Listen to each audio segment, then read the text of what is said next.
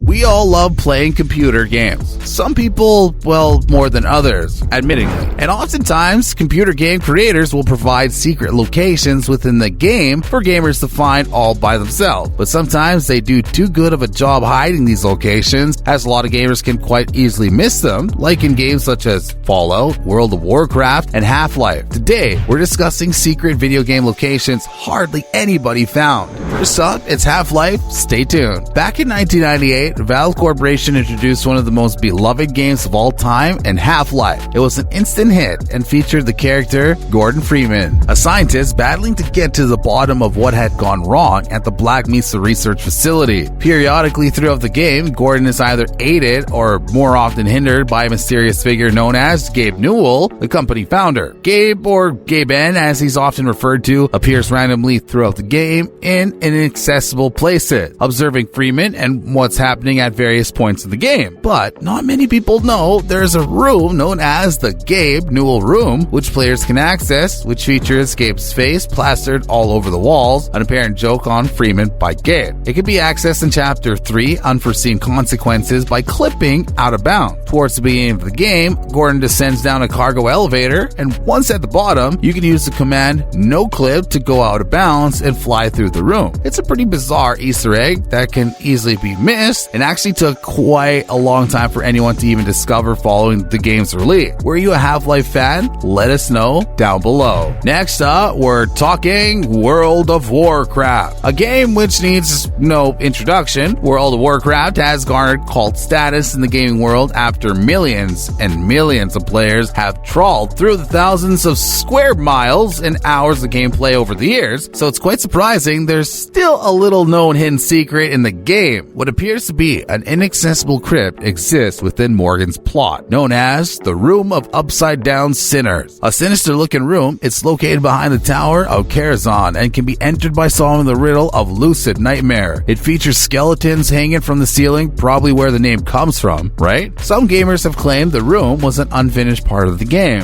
and it was abandoned after fears it would push the game age rating up, affecting sales, but Blizzard quashed those rumors later, saying it was simply a section that didn't develop any further. Have you checked out the Room of Upside Down Sinners? What'd you think of it? We're talking Fallout 4's development room now. Stick around. The latest addition to the Fallout world offers players the chance to uncover countless locations around the Commonwealth. Throughout the game, there are tons of quests available for players to level up their character, which are even there to be completed after the gamer has completed the main story. Fans were delighted to unearth a room that it turns out was used by developers to work out bugs. The room is compact and served as a better way for developers to work out bugs for the game without the problem of the open world getting in the way. You can access the hidden room by entering the code Caulk Cast Smoke when experimenting with the game's code and console command. When inside, you can access all sorts of goodies, including a ton of gear, firing ranges, and all types of crafting bench. There were concerns early on as there was no known exit from the room, but entering the code Caulk Sanctuary EXT eventually sorted out this bug. Have you checked this room out? Let us know down below.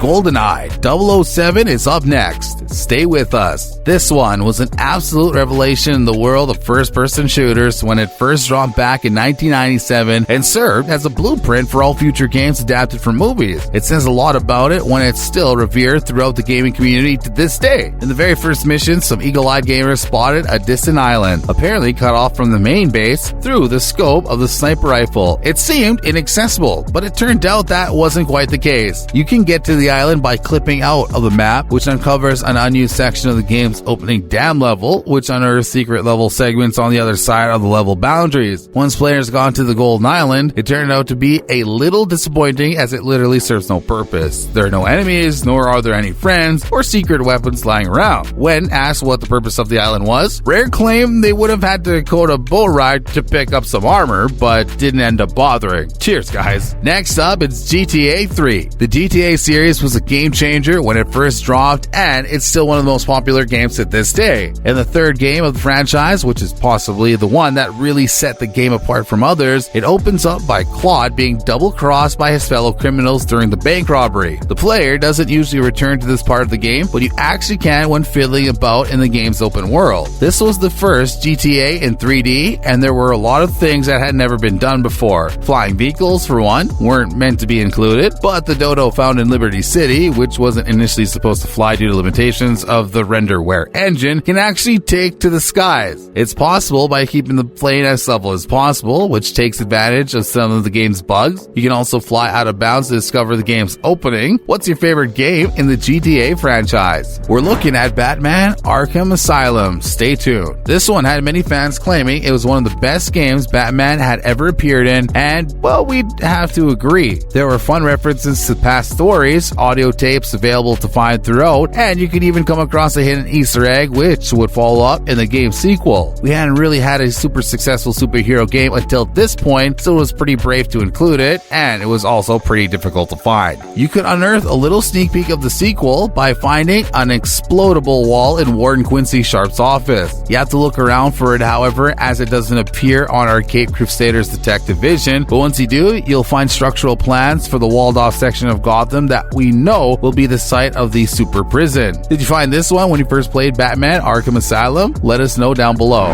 Ratchet and Clank now. Stick around for this one. Insomniac Games' longest running franchise offers gamers the chance to enter the Insomniac Museum. The games, which offer some pretty slick 3D platforming all the way back to their PS2 release and up to the more recent PS5, offer accessibility for all ages and has always been pretty well received no matter the release. There are plenty of unlockable bits and pieces to be found, but the Insomniac Museum was one that stayed hidden for quite some time. It saw the developer create a version of their own studio in-game, which was a complete first for gaming. It appeared properly in the third installment of the game on planet Kurwan and is accessible only after 3 a.m. It's located behind a teleporter, but is also available to players who have gone through the game with a perfect 100% score. It gives gamers access to a special level featuring hacking puzzles and a few other bits and pieces that would make it to this game's final cut, as well as bonus behind-the-scenes material. The museum also appeared a few years later in Ratchet and Clank: A Crack in Time as a reward for completion. And finally, The Legend of Zelda. Obviously another classic on today's list, and one that is no stranger to secrets hidden within their games. The 1991 original, which sold more than 4 million copies, features the Chris Huli Han room on its